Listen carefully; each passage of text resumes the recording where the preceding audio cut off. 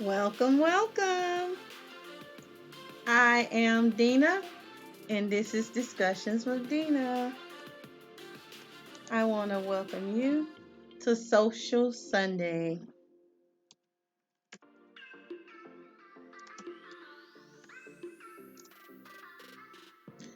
Now, I am live, and this is the day that I have set aside each week, which is an opportunity for me to discuss the topics that have caught my eye in the news and on social media. And I want to welcome you and invite you to subscribe, like, and share. You can comment, chat with me live, if you would like to share your thoughts on any of the topics being discussed today, call me. The number is 478 227 2857. I would love to hear your point of view. You can look, listen, and subscribe to Discussions with Dina on YouTube. And remember to press the bell in the right hand corner 2 times to get an alert whenever I am going live. And you can listen to this podcast on anchor.fm backslash Spotify or on Spotify. Also, I invite you to friend me on Facebook, tweet with me on Twitter at Dina Discussions, and Instagram at Discussions with Dina. Now, if you would like to and think that this podcast is interesting enough for you to support, please do so. Feel free to donate on the Cash App at $ Discussions with Dina or PayPal.me/Discussions with Dina. Your support is always appreciated. Today on Social Sunday, I wanted to speak on one of the many things that I have discovered in the news and in the media, and it is the U.S. court ruling about dreadlocks. They have deemed it legal for people within hiring, in the hiring process, to discriminate or not hire someone based on their hairstyle, the dreadlock hairstyle. The 11th U.S. Circuit Court of Appeals recently ruled against a lawsuit filed by the EEOC, the Equal Employment Opportunity Commission, against what is it called? Catastrophic Management Solution. It was effectively ruling that refusing to hire someone based on their dreadlocks is legal. The lawsuit was filed by the EEOC, and it was on behalf of Chastity Jones. She said that her job offer was rescinded because of her hair. I guess that's a she, but this person is in Mobile, Alabama,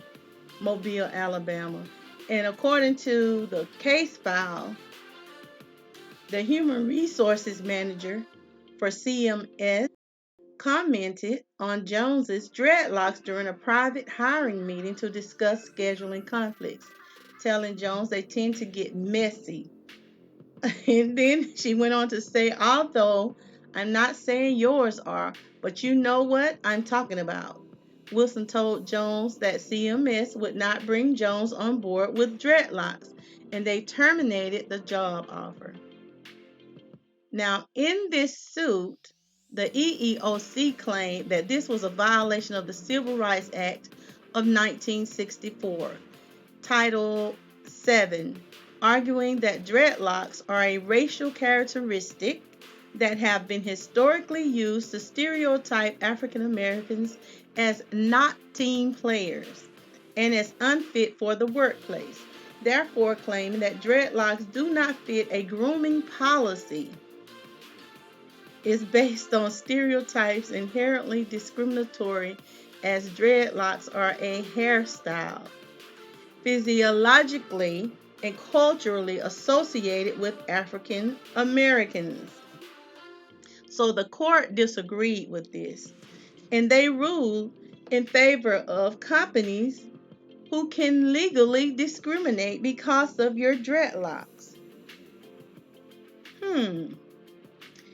There was also something that they posted that said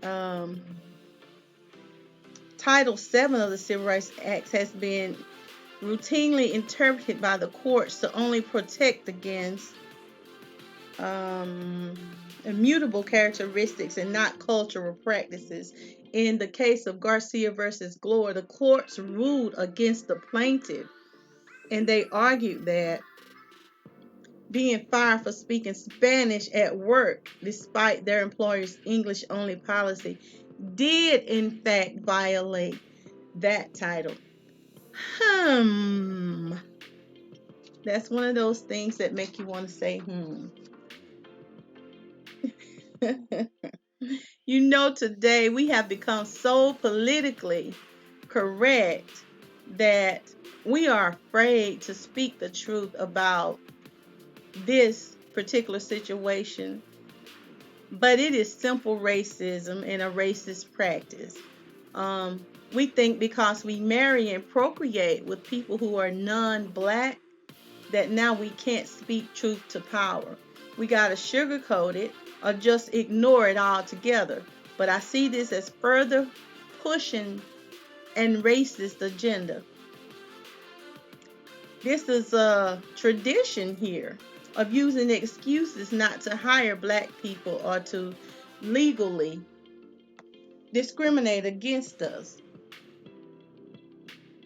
Now, this goes back to what Elijah Muhammad said about us having to create our own jobs and employ our own. That way we don't have to continue to jump through hoops and have the government back this kind of BS. How soon we forget that the USA government did indeed support, encourage, and legally participated in slavery and Jim Crow. We seem to forget that fact. We're still at war, people. So that's just one of the headlines that I saw. The next topic in the news that was on social media that was very interesting to me and kind of gross was about the Harvey Weinstein guy. He is accused of raping and sexually abusing many women. Now, this is a warning. This is not for those with weak stomachs because it's straight up gross. But I was reading on social media that one of the accusers that said she was raped by him, she talked about her encounter with him. And it wasn't a pleasant encounter, to say the least. Now, this accuser, which her name is Jessica Mann, she said that Weinstein has no testicles and appears to have a vagina. She claimed this in court. She accused the film producer of forcing her into oral sex and raping her in 2013. Now, this young lady is 34 years old. She's a former actress, but says she was just 24 years old at the time, and that she was told by Weinstein, whichever one, that she needed to trade sex for her career opportunities, and that was the only way the industry worked in Hollywood. And in the Manhattan Supreme Court room, she stated that the first time she saw him fully naked, that she felt he looked deformed, and she used the word intersex. And I'm just asking, what in the hell is intersex? That's a new word for it. So I looked it up, and it said that intersex is a general term used for a variety of conditions in which a person is born with a reproductive or sexual anatomy that doesn't seem to fit the typical definition of female or male. But anyway, Jessica Mann said that he had extreme scarring, and that made her wonder if he was a burn victim, and that he appeared to have no testicles and a vagina. But she went on to say that she had a strange relationship with the 67-year-old because of her lack of sexual experience. Yeah, right. She stated that he smelled like poop. She didn't say poop, she said shit. And was just dirty. And in a separate incident, she admitted that he urinated on her once and asked if she liked his big fat Jewish penis. Excuse me. She went on to say she had consensual oral sex with Weinstein when she first saw him naked because she was filled with compassion. Now, I think him and R. Kelly got something in common here. She had oral sex. Now, mind you, he smelled like shit and he looked deformed, but she put her mouth on that. I'm just repeating what she said. I think that she conveniently left out the part where she did all of this for fame and fortune. It would seem to many of us that why she had no problem with the rape or doing all this nasty stuff with this disgusting person that she described. She wanted him to make her a star. And we all know that this is some common practice in Hollywood. This article went on to state that early in the week, jurors heard that he even demanded some actresses have a threesome with him. And she said, before saying that one of those actresses was Charlize Theron. Ugh. I think she is wicked herself for what she is doing to that young black child. And the other name mentioned was Selma Hayek. And she said that this is how they got ahead, that she was told this is how they got ahead. I also heard others on social media say that Weinstein liked having oral sex with women while they were having their periods. Ew. And one of them said he would remove the tampon and stick in his tongue. Oh, how crazy is that? Excuse me, I just got to vomit just a little.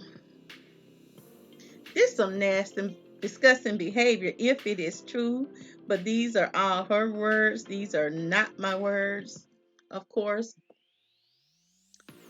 But if I were her, and you know this, I would have conveniently left all those details out because it kind of speaks to her character and begs the question, girl, why? Why choose a different career? Why don't you choose a different career and or go about it a different way? It's just sickening, and this sounds like some beast behavior. And I just want to let all the ladies who don't know, if a man takes you to a hotel that you just met or know or is in a big position that you are trying to get into or be accepted by, it speaks volumes and it should tell you what he is expecting. I'm going to tell you this right here. This is no comparison to what they accused Bill Cosby of and put him in jail for. I want y'all to come on and be honest. I can't condone rape under any circumstances, but you really didn't know what he was up to. Really? It just amazes me how perverted people are today, and it seems there is a new story out daily about somebody that is confused, somebody exhibiting pedophilia or some sexual deviant. I just want to warn you to watch your babies. This is a sick, sexualized society. Now, on last Sunday, um, around this time, I think it's NBA. Okay, Kobe, along with his daughter, Kobe Bryant, lost their life in a helicopter crash, and it caught on fire. It was such a tragic thing, and I feel the deepest of sympathy for anyone having to deal with such a loss. And I'm wishing Ashe, and I'm sending my condolences. Death is always hard to deal with, and when you lose anyone you love, and I just can only feel compassion being a mother for his mother, his children, his wife, and what they're dealing with. And especially the tragic way that he transitioned. And I can only wish them a shade and wish them peace and blessings. And know that God is the best knower and the best planner for our lives. We can plan and we can know, but He is the best knower and the best planner of us all. Having said that, this loss of Kobe has started some online chatter and some talk that caught my attention. Many in the Black community look up to this man for various reasons, and I'm not going to take anything away from what he has accomplished because he has been very successful in sports. But the conversations are far and wide in regards to his life and his legacy. There are people that are discussing him leaving a legacy of fortune and fame and are calling him the greatest basketball player of all time. And some speaking on his rape accusations as well as his lackluster involvement in the lives of the fight for freedom and justice for his own black people. Many speak on him consistently, and some are speaking negatively about specific incidents that in regards to him. Um, they said that he spoke, that Kobe himself wasn't kind when he spoke of the killing of a young black youth by police. Or I think it was Trayvon Martin was one of them, and that wasn't the police. But I find that to be full of nonsense because whether or not we choose to admit it, it is really commonplace for many of our black celebrities, athletes, entertainers, and politicians, the list goes on, who have fame and money and what we think of as power, like to turn a deaf ear to the black community until they need us. And then they need their people when misfortune follows them. Uh, they're people who are giving them their coins decide to change things or upset the flow of things.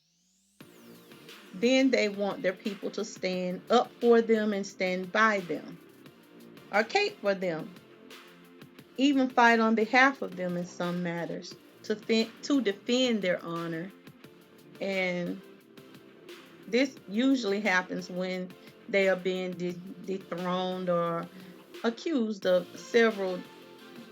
many different things can occur, but that's when they want the black community to come to their rescue. But we need our people to practice loving and reaching back to assist your own people when you have quote unquote made it. Now, this seems to be a common practice in our community today. This wasn't always how we done things. Now, I'm not a basketball or football fan. I don't like either. So I don't claim to have a great affection for the game or its players per se, but I am a good proponent of supporting my own. And in an effort to be and accomplish the best, as long as we can remember to continue to do whatever you can to assist in the liberation of your people. And yes, that means different things to different people. Some people give back by assisting with the youth, volunteering their time, their resources, helping the elderly, or some people even assist in helping people who are released from the penal system. They help them to reestablish themselves. And others may assist in supporting local organizations that are geared toward the success of Black people. But the main thing is to give back to your community. I care not if you think that that is your money and yours alone. And yes, that is true. But that mindset is that of a mentally enslaved person, a Negro. And this kind of thinking keeps us dead and always under the foot of our oppressor. I do not agree with the I got mine, now you go get yours theory when it comes to Black wealth. Until the majority of our people are doing well, we cannot count ourselves as ever having overcame anything. We have to think about the collective. Now, we must always remember that we are a part of a community and give back. Yes, I said give back. We are the only group that seek fame and fortune and tend to wrap ourselves up in being accepted into the oppressor's class with no inkling of wanting for your brothers and sisters what you want for yourself. A common practice that was taught to us by slavery. So, by giving back and reaching back, we can build our community and offer encouragement to the next generation or others behind us who are trying to achieve what you have achieved or have yet to achieve. But some of them may very well exceed you. And we have to understand that we do need each other to survive and to be successful in this sin sick world. And it, of course, highlights what it means to truly accept your own and be yourself. Now, we can free ourselves and our people from the tyranny and oppression of others, but it can only happen if we are reaching back to help those that are less fortunate than we are. We have to prepare our youth and the next generation. We have to prepare them and we have to educate them, and that way they can avoid some of the pitfalls and achieve and go farther than we have. Now, we can all benefit from building a stronger, wealthier, self-guided, self-sufficient, free nation, working together for the benefit of the whole. This is something we seem to lose sight of today. It's always, look what I got. Or you can't get this. It's ruining us morally, physically, mentally, and spiritually. And it demonstrates how morally bankrupt and selfish we have become, living and becoming a part of this society. Now, there have been some that have accused our brother Kobe of this, and others who think it is insulting to say this.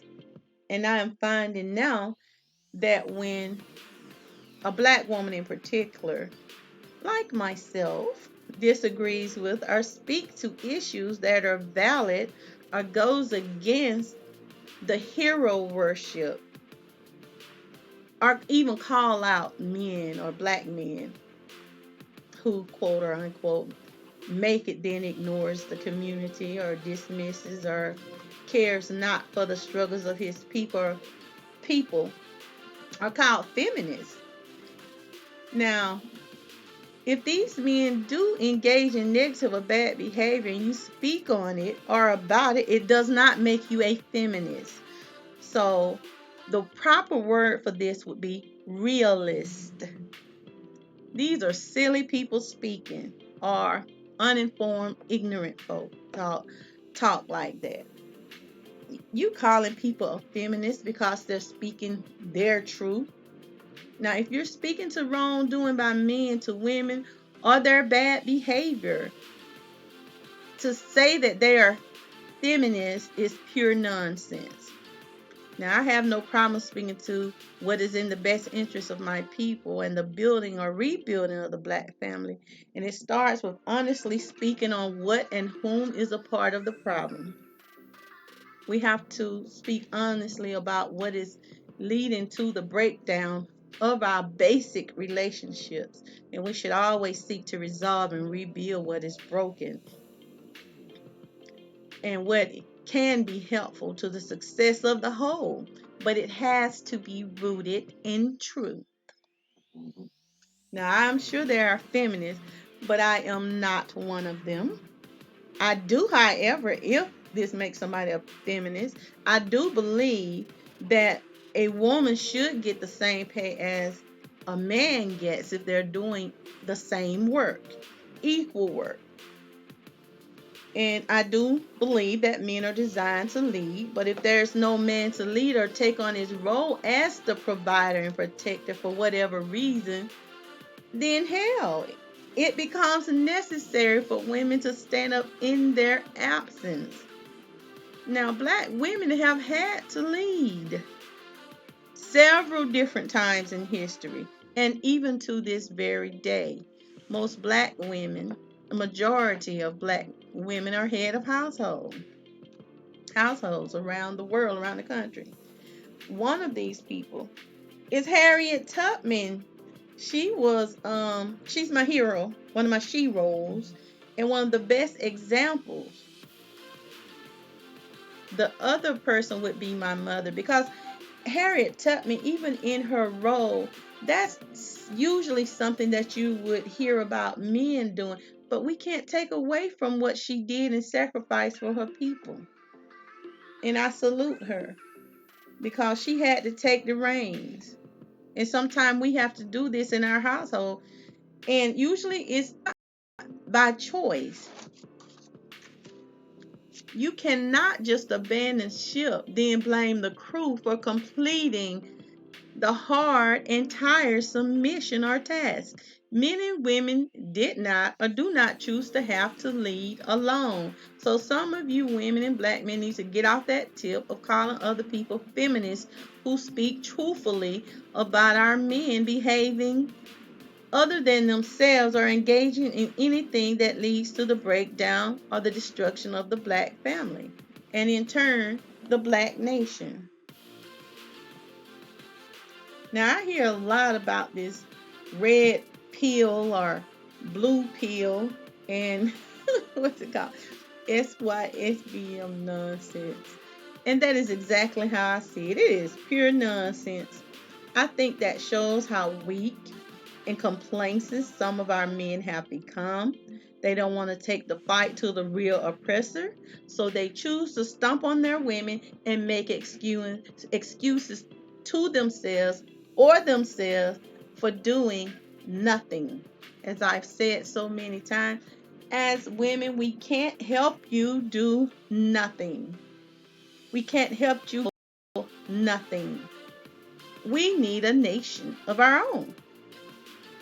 So if you have no nation to reign over, don't get upset with us. Now, as a mother and a wife, I take my job serious. My focus is to keep my king and our offsprings on a good, righteous course.